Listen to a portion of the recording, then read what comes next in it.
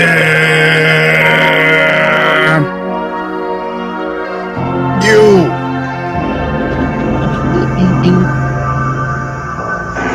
are now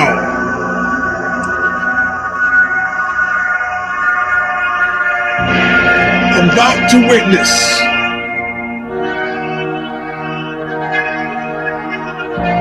the awesome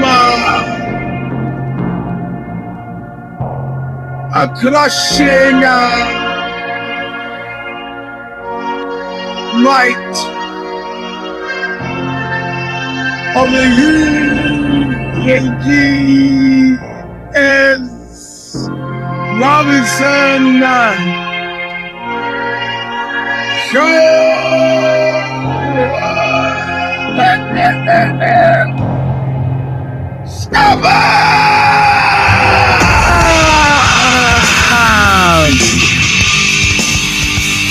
Welcome, my friends, to the show that seems never end. This is Thursday, 3, 2, 3. You can just watch the show, Stomper. I'm your host, Eugene S. Robinson. Got a packed show today. We're trying to get it all in. We'll have kid action in the last half. But first, Bob Wiley will sing a bit. As he has every single week. It's 2007. Give me years to now. 2007. Song is called Intro. All of Nothing. Wait.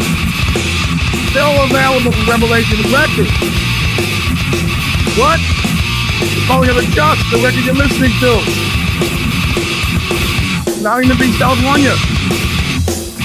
They shoot you to death in a nightclub, hit your car with a hammer, and run your mayor pro tem out of town on a rail to open a substandard restaurant in Central Florida. Johnny on the spot with the news. Biden is out. We'll talk about that soon. Right now, listen well. I'm on my way back to nowhere. I took my time, But I could not see so clear. I'm taking a Real good look at you. I'm taking a real good look at your face. I'm on my way back to Denver. So being payback is for always nothing. All right, mind the blinder. Oh, stop. Here we go. That's some exciting news. Somebody asked me, one of you has asked me, Robbie P, well, you know who you are. I don't know that you want your name blasted about on the show. Robbie P asked me, do you think they're going to get Biden? I said, yeah, they're going to get him. Keep in mind my close personal history with the man who tried to sex up my wife. So, yeah, they were going to get him. And he wasn't fleeing off a foot. And listen, I'm not a big fan of Kamala, but she presents a different set of difficulties for Trump. You know, she's better liked among her constituency than Hillary.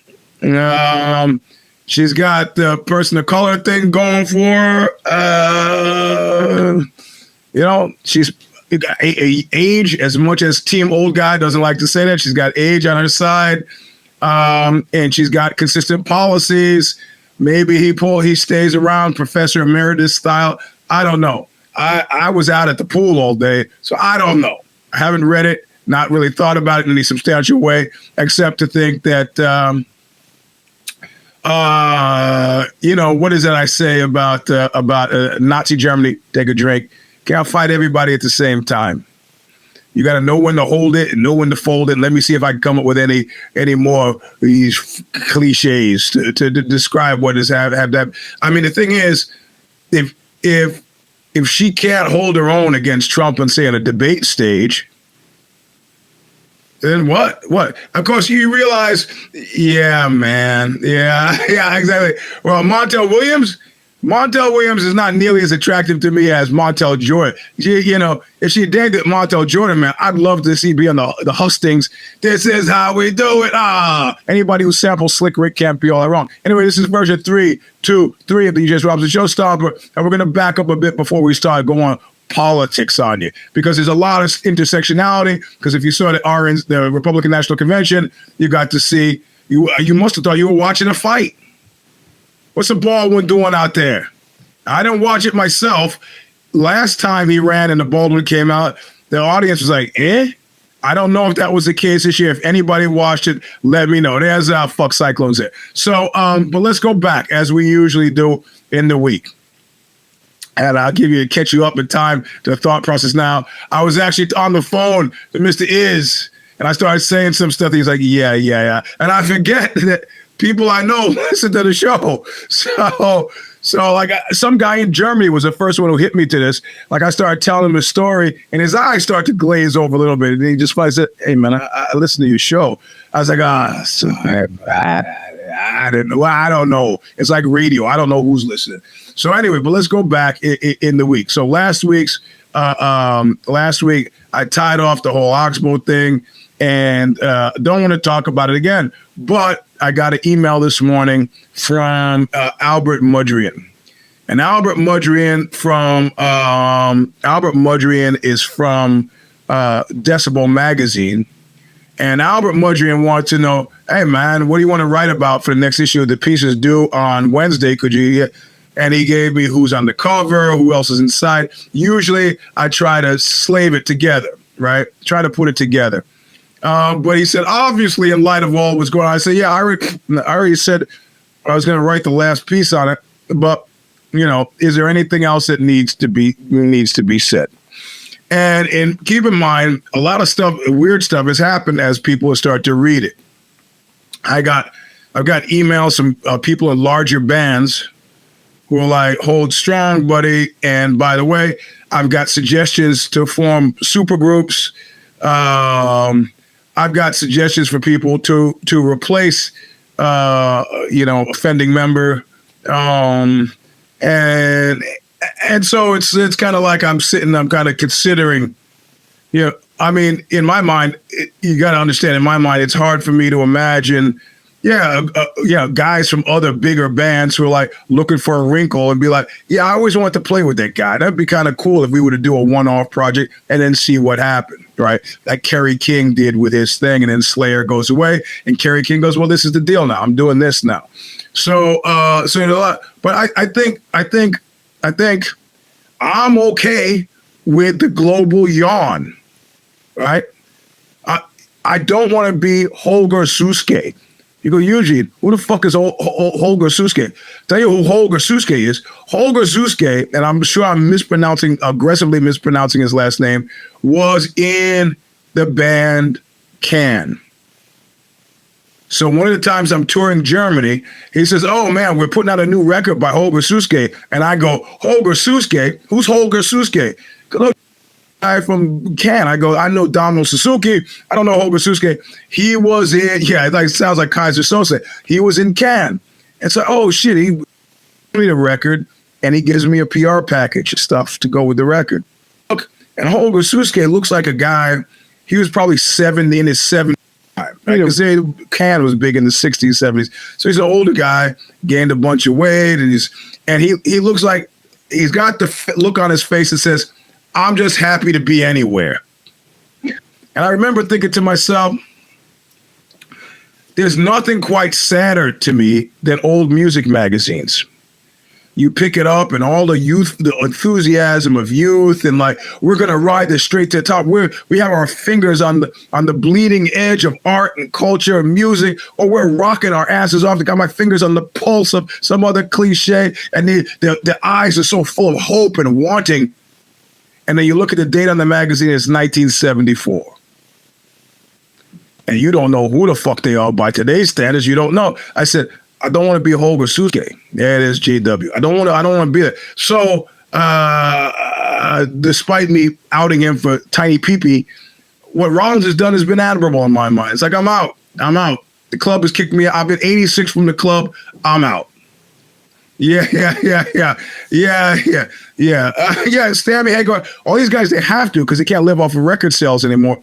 But I never lived on record sales, so it's not that issue. So I think like Mad Max and Road Warrior, you guys want to get out of here, you come through me. If I don't get any calls, I think I'll just hang. Which means I could probably write a piece for Decibel that goes into the real reasons why what happened. Is it dirty, Pool? Is honesty dirty? You tell me. Answers on a postcard, please. So put the piece out. On Tuesday, we do If the Shoes Fit. It's great. Still struggling with jet lag, and then I'm starting to think Tuesday, what happens is my phone starts blowing up. My spies in the courtroom go, Watson family and friends, the so-called justice watchers, have lost their minds. The jury goes out, they come back in. The jury comes out, they send everybody, they come, they say, oh, the jury is coming back in. So the reporter's kind of rushing. They don't have any idea that what's going to happen is the verdict is going to be read. Yeah, Carlos Watson. The verdict is going to be read. The family goes nuts. The family goes fucking nuts. If you read the Substack already, you might know where I'm going with this. They go, they're flipping the judge off. They're screaming, how dare you be racist to my brother, which was a strange sentence construction, I thought. But whatever, they're just going nuts. They said, can he say goodbye to his family? At least his lawyer says, he said, well, I have to go with the bailiff. With that, the bailiff looks at them as they're flipping, and no. And then they said, okay, well, what about bail while he appeals until the sentencing?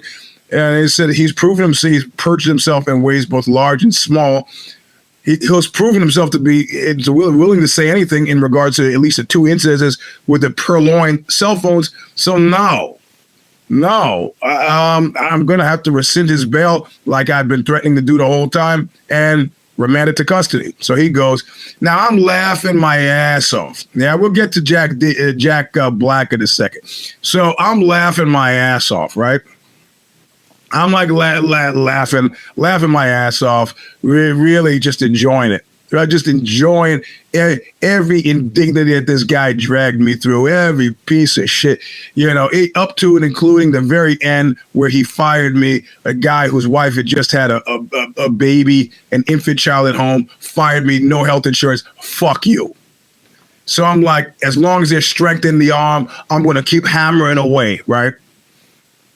So I'm completely I'm enjoying every single second of this. Something outside of your view, you guys don't know I'm on LinkedIn. Well, I like to be there, whatever.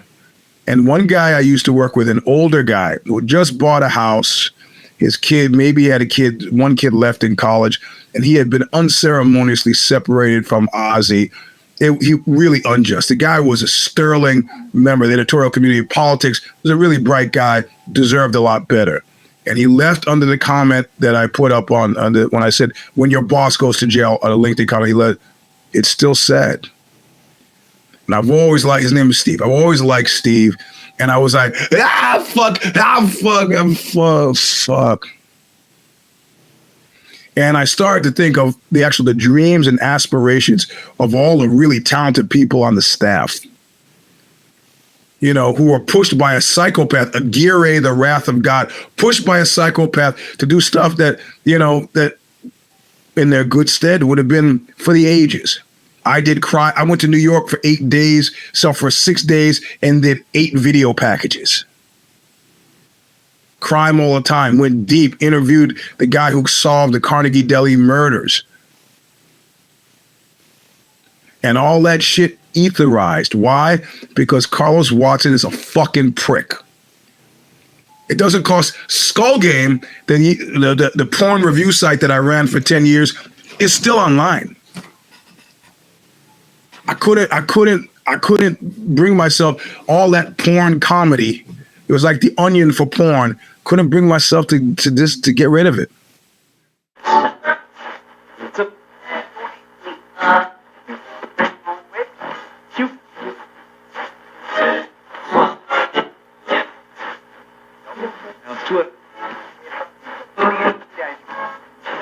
Tuesday. Next week, it's a little bit weird. Next week's a little bit weird. Sunday, it'll be very early.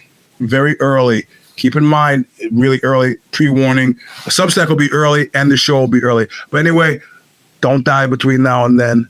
I gotta go. The kid is screaming. I gotta go. Don't die between now and then. Stay alive. We'll see you Tuesday night. Look what you made me do! Don't die, bloody. Don't die.